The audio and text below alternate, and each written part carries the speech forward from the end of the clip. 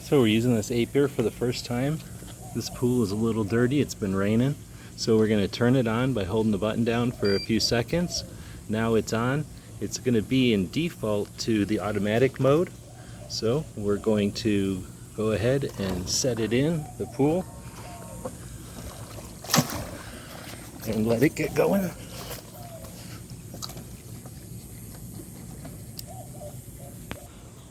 So in its default mode, going to climb around the pool and discover, and depending on how much battery it has left, it's going to map out the pool and it's going to do a grid. It's going to do the walls.